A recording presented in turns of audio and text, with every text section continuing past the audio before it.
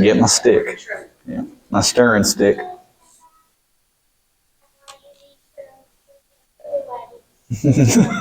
Yeah. All righty. Good evening, everybody. I'm glad to have you all back out. Thank you for making the trip. I think that everybody's going to enjoy this evening's. We're getting close to home for several of yous, and so this will be hopefully as good for you as it was for me to figure all this out. I love telling a good story, and so this is one of these times I actually get to tell a good story. But we'll start out this evening looking at some of the more exciting years at Antioch, and then we'll get into the families that come out of those years. So early on in Antioch's founding, the church had these really high hopes and aspirations to accomplish a lot of big things, and they made attempts at doing those things. Many of the times they didn't come to fruition for years down the road, and they nevertheless recorded in the notes that they'd attempted it, that they tried to do it. And so this book here is the first one that runs from 1818 to about 1825. And then the successive books bring us all the way through on this table to about the 1970s, I believe. And then my hope is that Miss Marcy has everything else forward, and I think she does. But 1818 to 1970 is here on the table.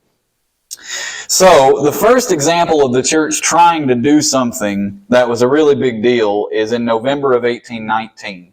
This is a year into Antioch being a church, and they decide they want to purchase a plot of ground and build a church. This is 1 year in.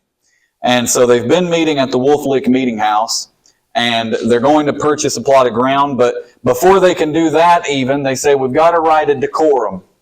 We've got to write a decorum. Now this, in short, is just a list of rules. That's all the decorum really is a list of rules for how we're going to operate and how our normative behavior is going to be regulated in a church business meeting. So this is before the time of people regularly attending business meetings. It's before the time of people being broadly familiar with Robert's Rules of Order. So they write their own rules, and they called it the decorum.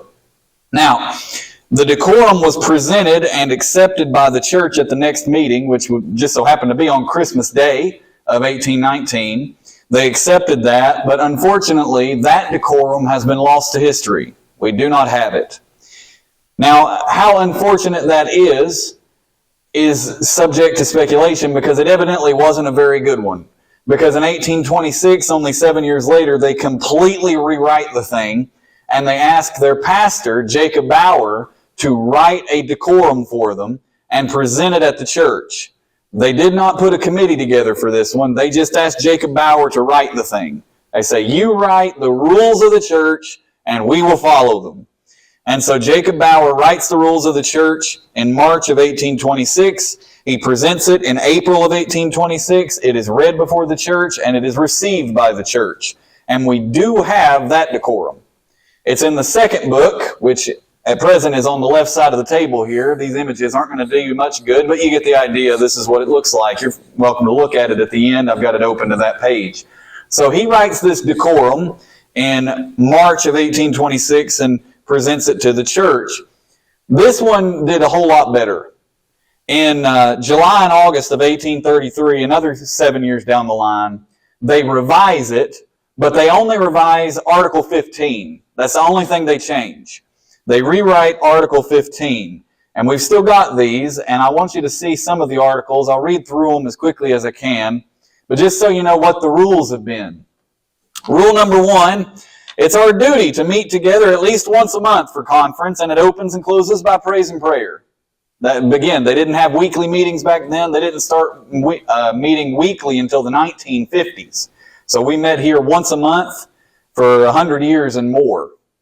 The moderator and clerk shall be chosen by the church who stand upon their good behavior. Now, in our day, the moderator is the pastor, but in their day, again, they had multiple pastors. We always had a plurality of elders here. So they would choose one of the pastors to serve as the moderator at every meeting, because they didn't have one guy that was leading. They had a plurality of guys that were leading.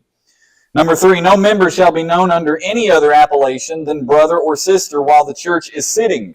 That was the only title you were allowed to go by, was brother or sister. And to be transparent with you, this is why I don't allow any of the things in our church to show that I have a doctorate. I'm not Reverend or Dr. Schultz. I'm Brother Michael. That's what I am. I think that's a good rule, that when we come into the church, I'm not Dr. Schultz, I'm Brother Michael. And so when I travel around and do conferences, they'll introduce me as Dr. Schultz. But when I'm in the church, I'm just Brother Michael. That's all I am. And that's a rule here at Antioch.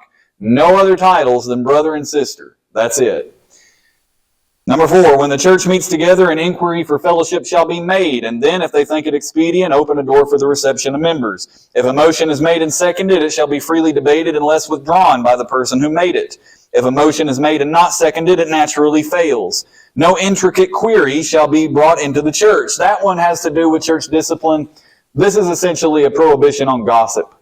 If you aren't going to level a direct accusation on somebody, don't talk about how that they maybe did something wrong.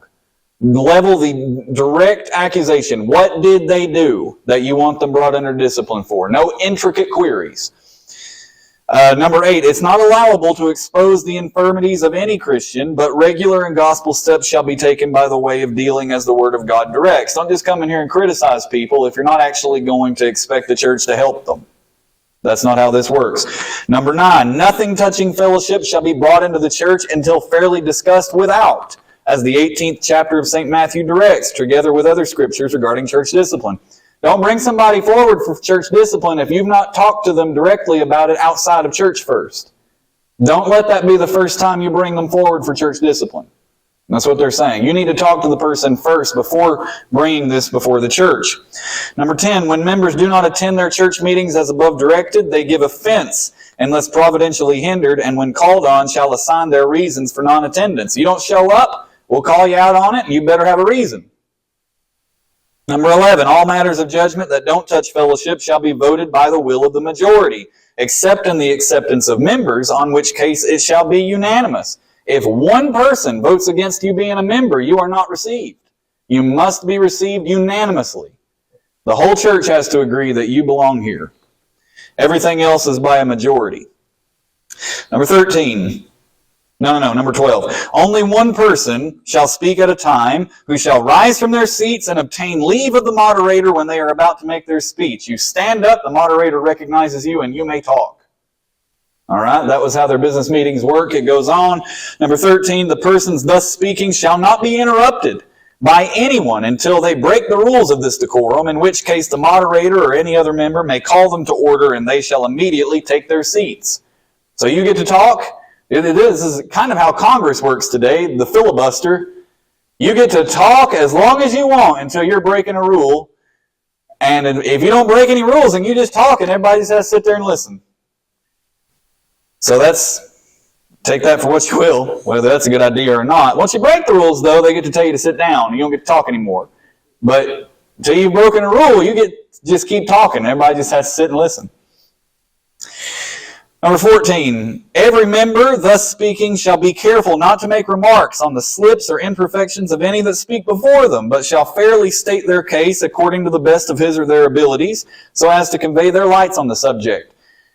This would be good for our current political debates.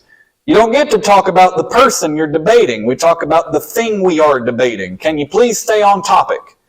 We're not talking about whether this person is a good person. We're talking about the argument they're making.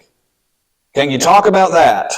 So that was a rule. We're not talking about this person shouldn't be trusted. We're talking about this thing they want to do is not a good idea, and here is why. That was a rule here at Antioch. Would you believe we had better rules in the United States Senate? The 15, the church may receive any evidence that may correspond with gospel evidence. When we're doing church discipline, the church can look at any evidence they want as long as it's gospel evidence. We don't want to go we don't want somebody to live at somebody's house to figure out what's going on. Just look at the evidence in front of us. 16, when male members leave their seats while the church is sitting, without having first obtained from the moderator, they give offense, and if called on, shall give satisfaction for doing so. You need to go to the bathroom, Brother Glenn, you better ask my permission, because if you get up and leave this room, you're giving offense to the church. And if I call you out for it, you better explain why. Now, mind you, this is only for male members. If I've got to get unanimous decision, I'm sure. But I expect the women would be permitted to leave because you'd expect them to be tending children. That would be more understandable. But the men, you don't get to leave unless you get permission. It's considered disrespectful. 17, when members do not take their seats at communion, they give offense, unless they are under the dealing of the church, seeing they cause contempt upon the church, and if called upon by the church, shall give satisfaction for the same. So let's say one day you're under conviction and you let the plate pass. I'm not partaking of communion today. They wanted to know why. Why have you abstained from communion? Or if you failed to attend when we took communion, why were you not here when we took communion? They wanted to know why. You'd better have a reason. The only time you didn't have to explain yourself is when you were already under church discipline, in which case the deacons would not allow you to take communion. You're under discipline. Okay? 18. We think these articles of faith and decorum ought to be read by the moderator or clerk with an audible voice as often as the church may think proper. And an amendment may be made to this plan or form of government at any time when the church may think proper. Number 19. Now this one is added on almost out of order. You would think that one would be the last one. It's added on at the end, and later on somebody has scratched it out. 19. Any person once overtaken by intoxicating liquors shall abstain from the use of it. If you've ever gotten drunk, you don't get to drink anymore. Period. That was a rule. Anybody has ever caught you drunk, you don't get to drink anymore. So that was a very interesting rule, probably a good rule to set. So they put this decorum forward. It stands for 7 years. They alter that 15th article in 1833. And what they did was they made it a little more open so that when they're doing church discipline, they could take more evidence. They had it a little specific to where you can only take certain evidence. They opened that up in 1833. But aside from that, that decorum stands for a long time. They alter it one more time later on. They alter the 10th article, which was on how often you had to be at church before you came forward. They altered that one to where if you missed 3 straight meetings, they'd call you forward and want to know why you were missing. But that was the only other alteration to this. And this decorum stood from the time it was written in 1826 at least until 1984. So in 1984, when we rewrote our documents, this decorum was present. They reaffirmed it. And very, very small changes. Most of the time it was just wording, bringing the wording into that century. So this was still present at Antioch in 1984. We don't have that anymore. And I don't know at what point between the 80s and the current time that was done away with, but that's not in our documents now. So at some point that was done away with, but in the 80s that was still here, and the same document from the 1820s. So this decorum was the longest standing document in Antioch's history. We rewrote our statement of faith more frequently than the decorum, which is wild. Now, what is the point of the decorum? What purpose did it hold other than simply giving us a Robert's Rules of Orders kind of thing? Well, in February of 1855, the church starts asking to have the decorum read regularly. They asked for the decorum to be read in the presence of the church at that next meeting. The people had evidently become unfamiliar with it in that intervening decade between the 1830 and this was affirmed in 1843. So between 1843 and 55, they became unfamiliar with it. They read it again the next year in September of 1856. Why did it matter?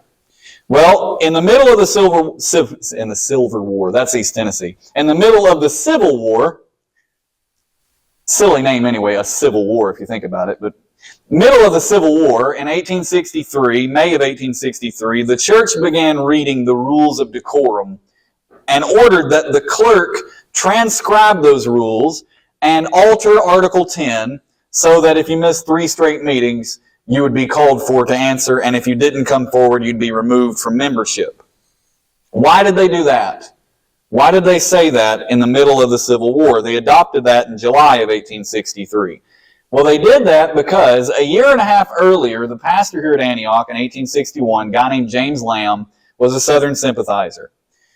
When we've talked about this in weeks past, when the Southerners began building Fort Donelson in Tennessee and began to make clear that Kentucky would not stay out of this war by no choice of their own, that Kentucky would be involved in this war, The church here, we've talked about this in previous weeks with A.J. Sears and some of them that went different directions upon that meeting. James Lamb ends up resigning because he was a Southern sympathizer and the church was broadly Northern sympathizing. They had a difference of opinion over the war, and so James Lamb resigns. And then they vote in a guy named Isaac Barrow. And we've talked for weeks in the past about his uncle, David Barrow, who was a very well-known abolitionist.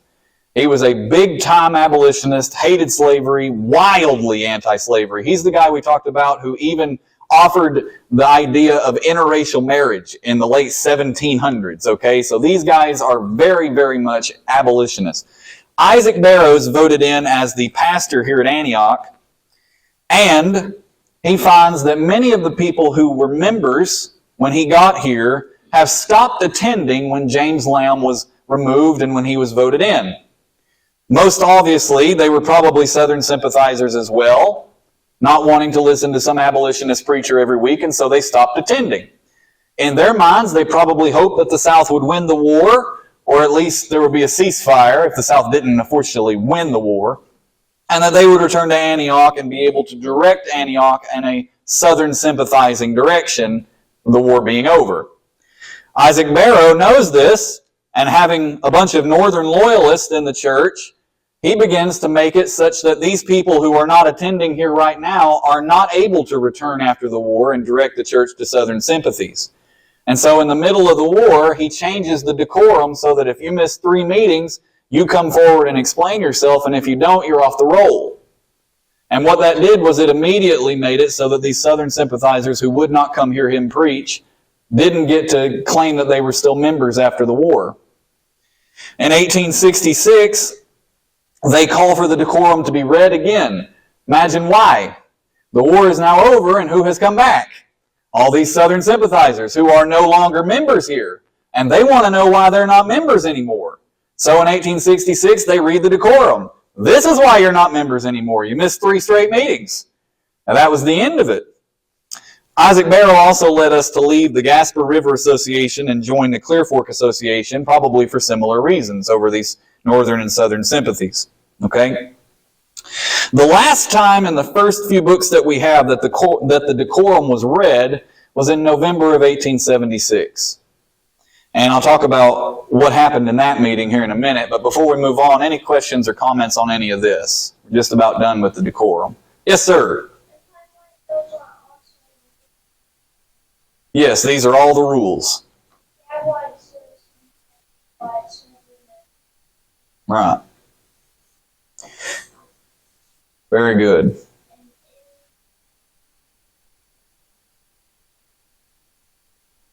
So, no, 19 was the last one. I don't know why they marked it out after the fact.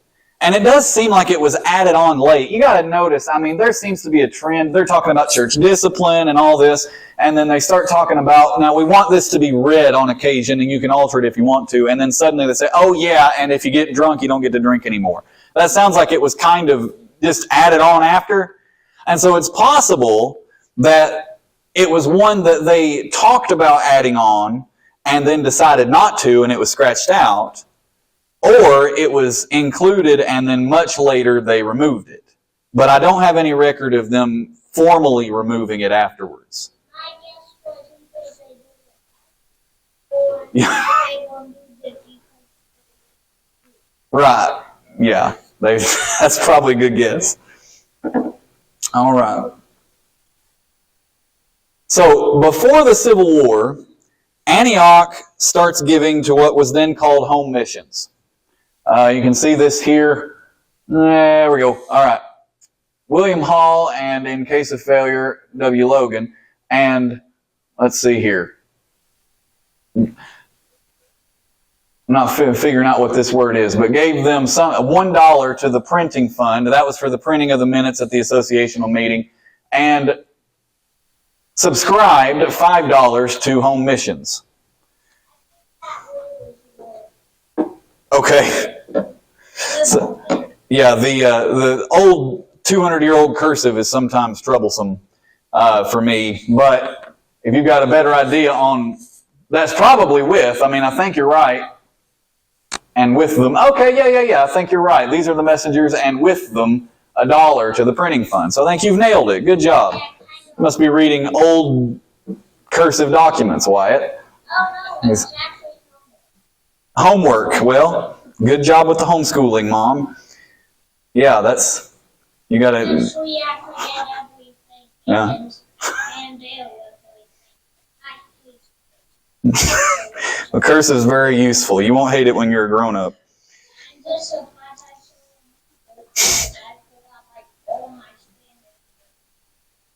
Gotcha. So the home mission later in time becomes what we call the North American Mission Board. That's what this is. And so when we take up the Annie Armstrong offering every year, that's going to what they would have called the Home Mission Board. We started giving that before the Civil War. Just to refresh you from last week, the Baptist Foreign Mission Board, I think that's right, Baptist Foreign Board of Missions or something along those lines, is founded in 1814. Luther Rice and all of them get that together. That becomes the Triennial Convention. And then in 1845, it splits over the issue of slavery to the Northern Baptist Convention and the Southern Baptist Convention. So before the Civil War, we start giving to that. And they kept giving to it through the Civil War. But in the years following, something happened. Once we get out of the Civil War, they deliberately stopped giving to it. In August of 1873, they say, we voted to give nothing for home missions. That's word for word. So I don't know what happened there. 3 years later, in August of 1876, they voted for money for missionary purposes, but the vote lost. So again, they voted against allocating money to home missions. So there's something weird going on there. I haven't figured that out yet. I'll report back to you if I figure out what was happening that they stopped giving to American or home missions. Very odd. But at that meeting in November of 1876, when they reread the decorum for the last time, they also vote to start giving to missionary causes again. And in fact, they triple the amount. Here, they were giving $5 a year. They give $15 a year then.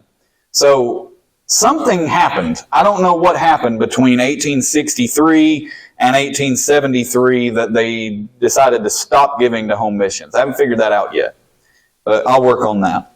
Now, a second thing happened early on in Antioch's history. I mentioned this already. November 1819, they vote to try to purchase a plot of ground, and they're going to try to build a church.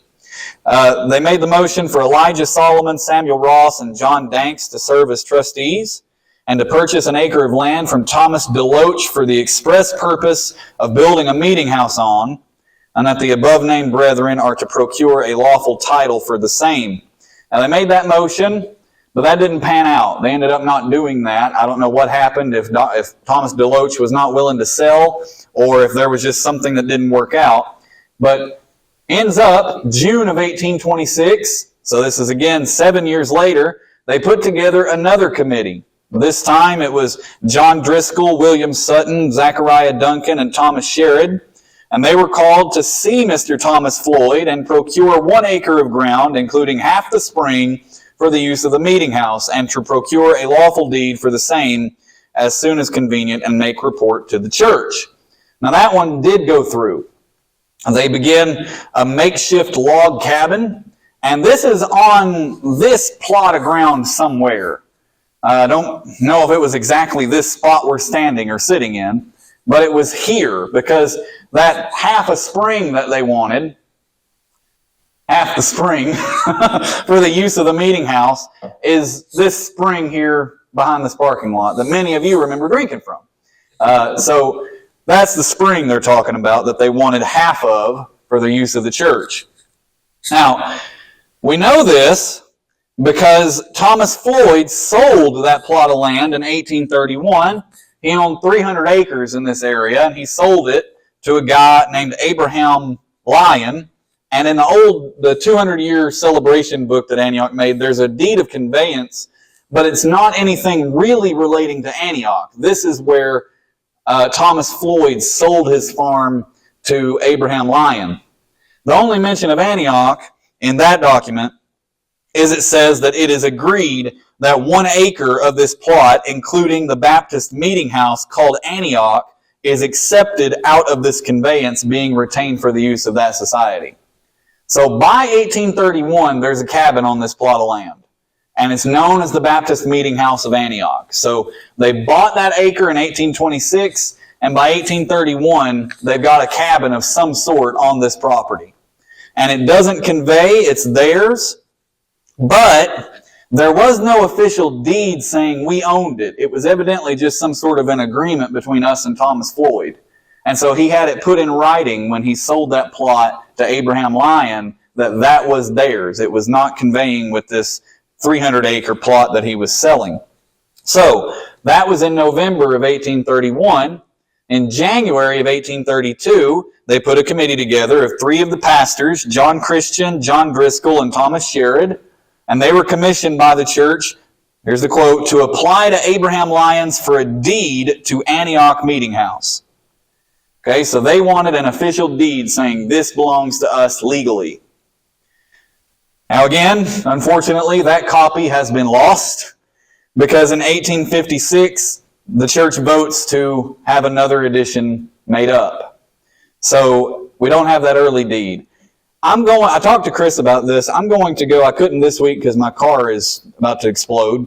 But I'm going to get to the Logan County Clerk's office and go through their deed book and see if I can find our deed somewhere. I'll have to look under Antioch Meeting House, Antioch Baptist Church, and then I'll have to look under the names of these trustees and maybe under the name of Abraham Lyon. But I'll see if I can find it. If it's there to be found, I'll find it. Now, this meeting house. You talk about a ramshackle hut. This church was shameful. Even in their time, they didn't want to meet in it. It was a ramshackle little hut. They didn't meet in that location for several years. Even they considered it in disrepair. In April of 1834, they agreed to draft a plan for repairing the meeting house. Now, this is 1834. Okay, the church has only been in this location since 1826. So this building is only 8 years old, and they're already saying we need to take some real plans to repairing this thing. It was clearly not in good shape. June of 1834, they make a report. Notice the things that they say they're going to update. It says, J. Sherrod will buy a floor. So just plats of wood to go on the floor. They had no floor, so this is dirt floor. Benjamin Gorel agreed to buy nails, hinges, and glass. So the doors and windows were evidently not held on very well, if there were any. J. Driscoll agreed to furnish the lime for repairs on the meeting house. Now maybe you can educate a young man. Lime, I'm figuring this is for the walls. Would that sound sensible?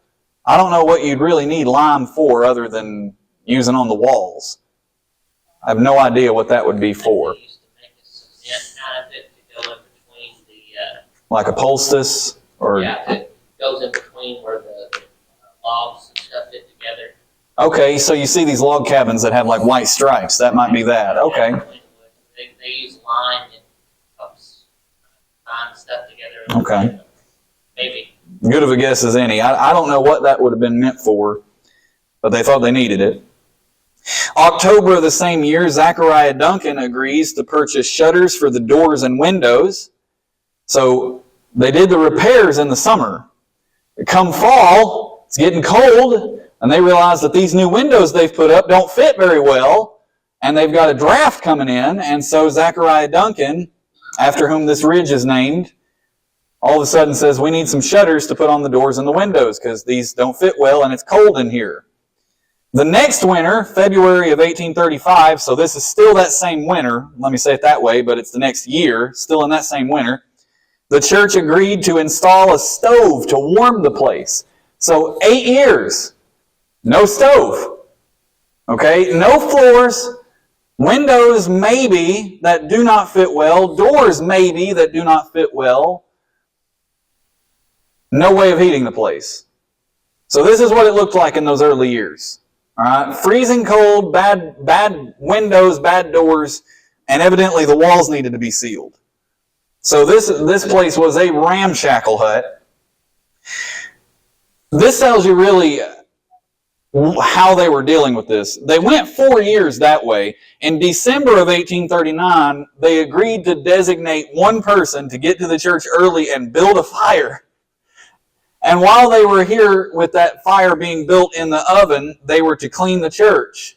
So this is the first custodian, December of 1839. Now, they didn't pay this person. They agreed that one man would be chosen to do that job. You'll get here early before everybody else, build a fire, warm the place, clean the place. You'll do that for 3 months, and then you can pick anybody else you want, any other man that you want to come, and he'll do it for 3 months, and we'll do that until every man in the church has had his turn, and then we'll start over.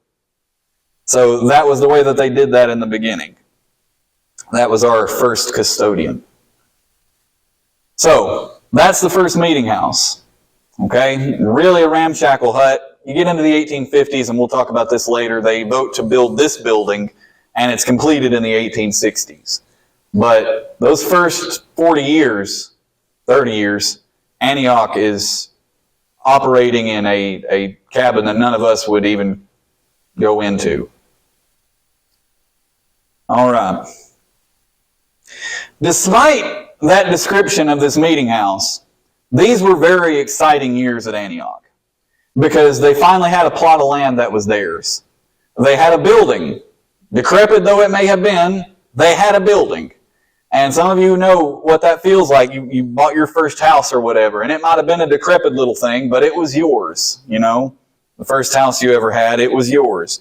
Antioch felt that same way. They had a plot of land. They finally had a building. This is the 1830s. They have experienced this. They survived that terrible two-seed in the Spirit doctrine and Daniel Parker that we talked about last week. They survived that. They've survived the Reuben-Ross split over Calvinism. They had all this. They survived it. These were exciting years in the 1830s. It was also exciting because in that era, new people were coming to this region. In the 1830s, a Methodist circuit rider arrived in Henrysville, of course, Lewisburg now. This Methodist circuit rider was a guy named Reverend Gray Williams. He was the son of Christopher and Elizabeth, the grandson of Thomas and Jane Williams, and he came to what they then called Miller's Valley. It was what we would now just call the Logan-Todd County line. This was Miller's Valley back then. He came from Virginia. He had actually gone to Tennessee first in 1818. His wife's family lived down there, Miss Nancy Dorinda Taylor. Her family was from Tennessee, and so they went there first, but in the early 1830s, they moved up here to Logan-Todd area, settling in the Spa region in 1831. And they lived there in the 1830s and 40s, and they moved in the late 1840s, early 1850s down to Robertson County, Tennessee to again be closer to his wife's family. But in their time, they had 7 children, 4 boys and 3 girls. They had 3 boys first, then 3 girls, then 1 last boy. All right, so they had Wesley, Bedford, Christopher, then Nancy, Elizabeth, Virginia, and then finally the last boy, John W. They lived on the farm, moved back to Tennessee to raise John W., and then late in life they moved back up here, and Reverend Gray is buried at Kennerly Chapel in Lewisburg Methodist Church. Okay? So all of the older boys, Wesley, Bedford, Christopher, they bought farms in the Spa area and they lived here. But John W. wasn't born until 1834. So he was just a kid. So he still moves back to Tennessee with his parents when they move to Tennessee. And he really does most of his growing up in Tennessee. Now there, because Robertson County is the home of several large cities, then just like now, Springfield, Clarksville, northern Nashville, John W. got a much better education than anybody else in his family. He was very well educated for his time. He marries a woman named Sarah Walker, and she is also very well educated for her time. And in November of 1855, they moved back to the Logan County area. They moved to Gordonsville, which I've just been educated is near but not Olmsted. And so they moved there in 1867. At that point, it was a thriving community, I'm told. But now it is what it is. But it was a thriving community at the time. And John W. was much younger at the time. You can just imagine. John W. was a cooper. He had a cooper shop. Now, if you're like me and didn't know what that was, a cooper is somebody who made barrels, casks, buckets, tubs, generally anything made of wood with metal bracketing to hold it together. Probably also dabbled in casket making, just as somebody who knew how to put that kind of thing together, but mostly he dealt in tubs and things of that nature. Lived in that area for 4 years, and in 1871 he and his family moved to the Spa area. Back then, it wasn't called Spa, it was called Dorisville, or Doristown, because of all the people of the last name of Doris that lived there. Just like some people call this road here Shutsville, because of all the Shuts that lived there. So back then, Spa was referred to as Gordonsville or Gordonstown, but quickly, not Gordonsville, sorry, Doristown and Dorisville. But then it quickly became called Spa. And they lived there from 1871 through the rest of their lives. They would farm there. They did subsistence farming. They didn't sell any crops. They just lived on their farms. They lived about 3 miles south of what is now Elk Lick Baptist Church. They bought almost all the farmland surrounding that plot at some point. They had 8 children: James, Beulah, Nancy, Parthenia, John Calvin, Charles Lee, Myra, and Egbert. These were their 8 children. And they lived there. They donated a plot of land for a public school in 1876. They're said to have raised their own food and spun their own thread to weave their own clothing. Somebody spoke of them saying the only goods they knew of them purchasing at a store was salt, coffee, and sugar. Everything else they grew on their own. Now, John W.'s wife, Miss Sarah Walker, I mentioned that she was a very well-educated woman. There's one other thing that was very important about her. She was Presbyterian. And if you don't know this, Presbyterians could be rightly called the exact opposite of Methodists, which John W. and his father both were. He was a member at Kennerly Chapel there in Lewisburg. And so the fact that he married a Presbyterian woman is quite odd. They believe very differently, specifically when it comes to the doctrines of predestination, election, and things like that. These issues of Calvinism that we've talked about over and over and over again. Hot topic issues. They would have definitely disagreed on that. John Calvin could be said to be the founder of the Presbyterian Church, although he was just a mentor of John Knox, who was really the founder, but you could drive it back to Calvin. John Wesley is the founder of the Methodist Church. That's why you'll see the name Wesley, Wesleyan with Methodism. But these are very different trends. Now, I don't want to speculate too much, but I imagine that Miss Sarah was quite the Presbyterian because she names her middle son John Calvin. Okay, this would be like one of us naming our children George Washington when we lived in Germany. You're making a statement. When you name your child that, you're saying, we really, really like this guy, okay? That's somebody that we admire. They named this middle child John Calvin, and it would not be unfair to say John Calvin is Sarah's favorite child. When you read about their family, he's the favorite.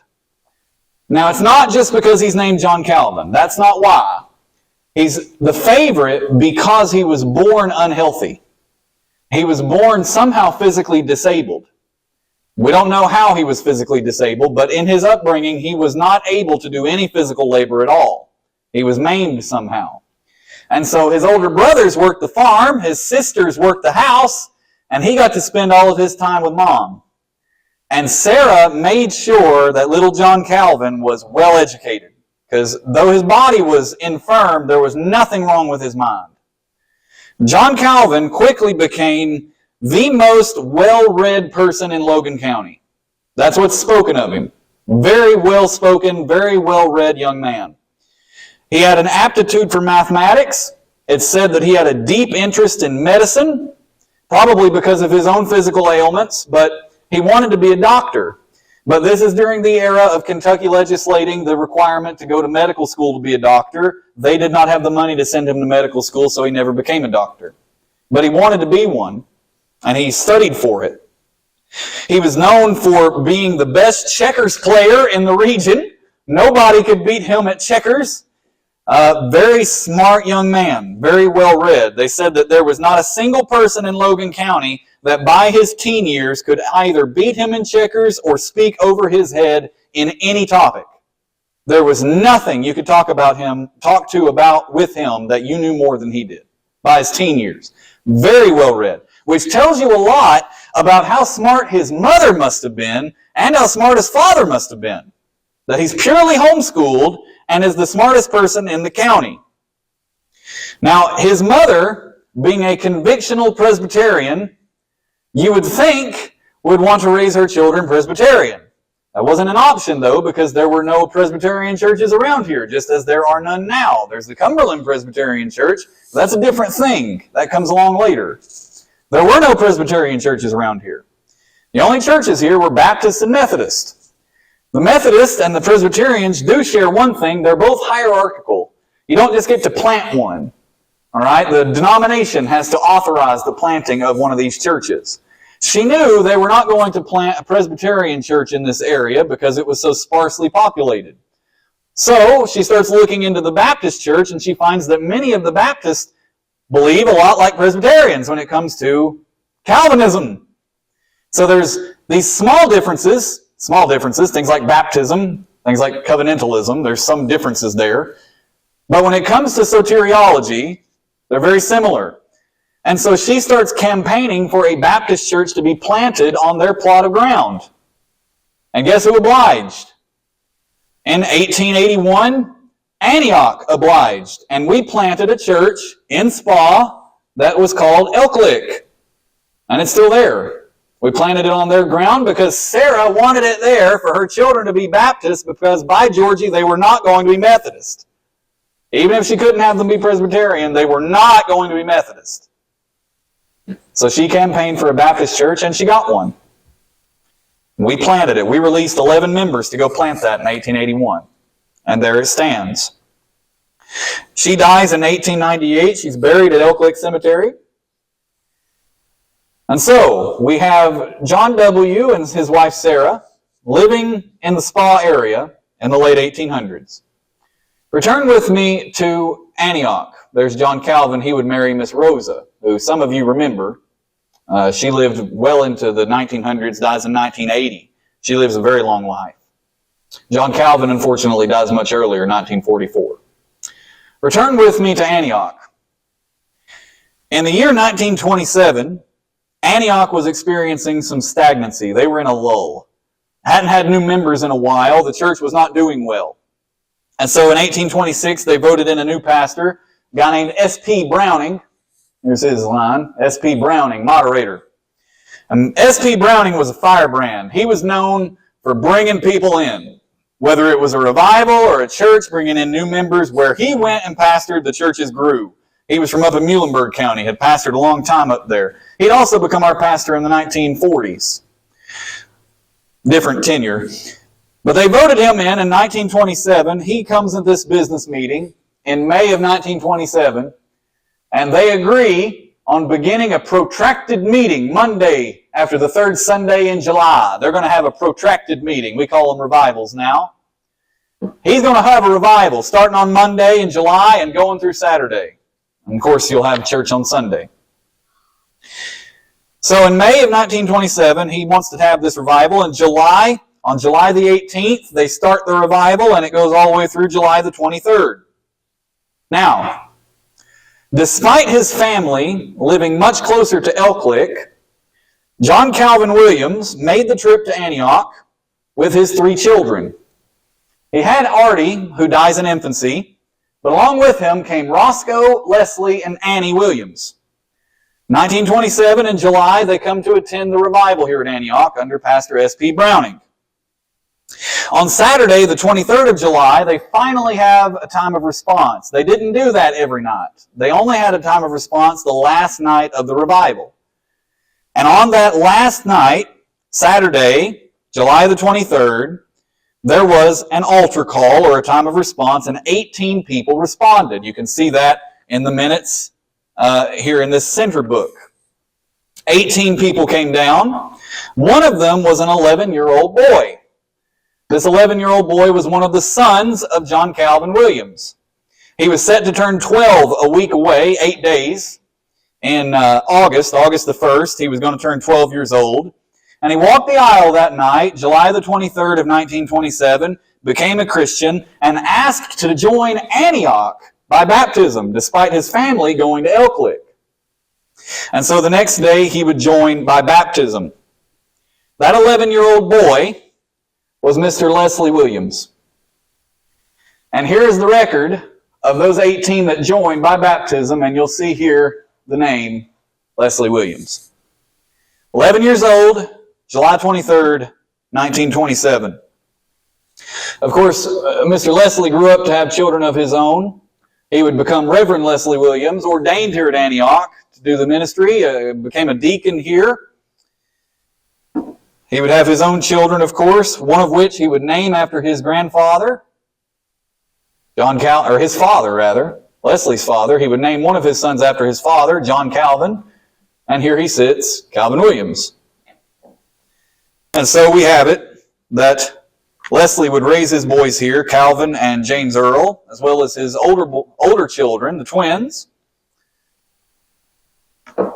And they would join in 1952 and remain members for the rest of their lives, serving as deacons just like their father had. Now, I don't want to neglect this. Marcy, this Mr. Roscoe is your father, correct? So I actually looked at this in the books. I think, unless I've got this wrong, we have you joining either in 1951 or 2. Been about right. So these men raised their children here. And it's because an 11-year-old boy walked the aisle at a revival in 1927. So, that is how we get to where we are today. Starting in the 1830s when Reverend Gray Williams moved to the area to be a Methodist circuit rider, and Miss Sarah Walker saying, "My children will not be Methodist. They might be Baptist, but not Methodist." And here we sit, almost 200 years down the road. Thoughts and statements and comments and revisions on that? Yes, Miss Marcy. Yes. Yeah.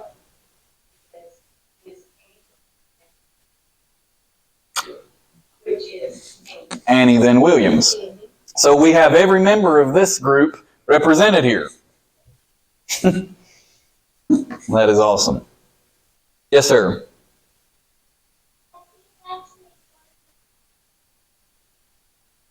Tried to find the cabin? No, it definitely doesn't exist anymore. Yeah, it would have been somewhere here, maybe on this plot, maybe in the cemetery, but it definitely doesn't exist anymore. Yeah. This right here was built in 1855. That's when they started. It was, yeah. Yes. 60s, somewhere in there. So they decided to build it in 1852, and it's finished in the 1860s sometime. I'm sure that was prolonged by the Civil War, but yeah, started in 1852, finished in the 1860s. Yeah.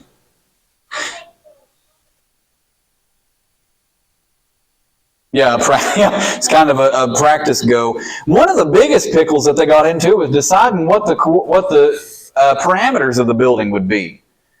Man, they got into a fight over that. It was going to be like a 35 by 40, and nobody could agree on that. And so they got into this big fight over that, and they wanted bigger and smaller. And so, but yeah, if you go into either the crawl space or the attic of this building, you'll know it's original.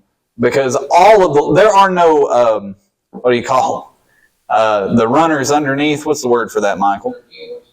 Floor joist, yeah. There is no floor joist. These are hewn logs underneath your feet. That still, you can see the peeling for where they pulled the bark off of them. Same thing in the attic. I don't know how in the world that's not falling through on us. I guess it's all, what do you call it when wood turns to stone? Petrified. It's essentially petrified because when we had to have that anchor reset for the electric, they couldn't drill into it. They broke a drill bit trying to drill into it. It's stone. So this church is a rock. It's a rock made of wood. but it's essentially petrified, which is good. We don't have to worry about, it rotting. Stone don't rot. I have heard people say the square issue of the church is almost perfect. Okay. Built back in that day. It's amazing how well it was put together. Yeah. Built back in that day. Yeah. I was looking when we started the remodel downstairs for any one of these walls that we took out to have a capsule, some sort of like time capsule thing. Of course, that section was built in the 1960s.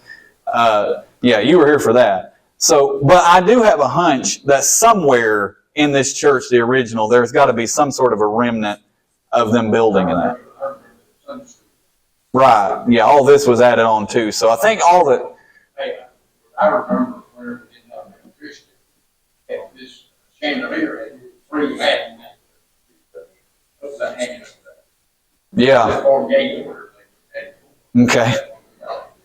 Okay. Might be a stove up there. Yeah. Well, one of the things that scares me, this genuinely does concern me, is that in the attic, right where the chandelier is, for the next, say, 10 feet, there's the remnants of a chimney. And it's a brick chimney just kind of resting on that beam. And there's no telling how many hundreds of pounds that is just sitting on that beam. And I'm waiting for the day that it comes down on us and it turns the upstairs into the downstairs. It hadn't in 150. Yeah, well, we did just crossing our fingers every time we walk under it. But I had some of the other, I remember, I thought the stove was right there. the communion table is, could be. No, right there where the pulpit. Oh, okay. It was stove was. Yeah. You spoke of the coal. Huh. Stove. Well. Yeah. So this, I told Michael, I said, what do you think are the chances are of us just tearing everything to pieces looking for a time capsule in here? He said, probably low chances.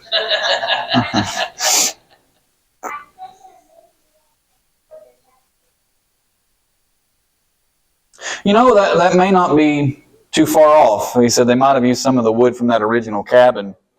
Right, for the floors, the floor joists. Yeah, that may not be too far off that they would have used those logs for that.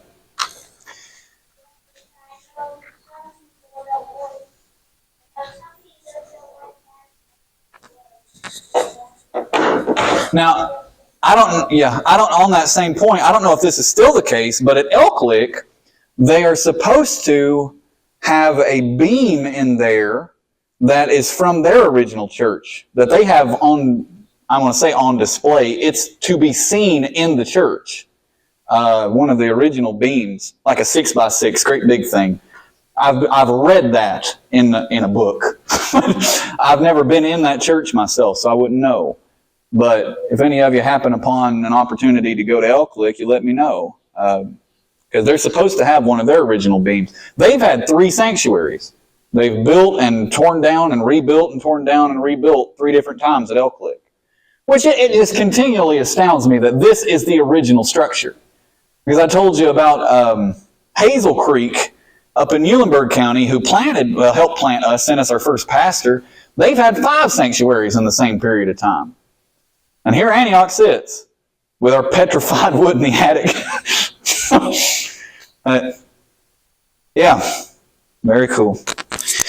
Alrighty. Well,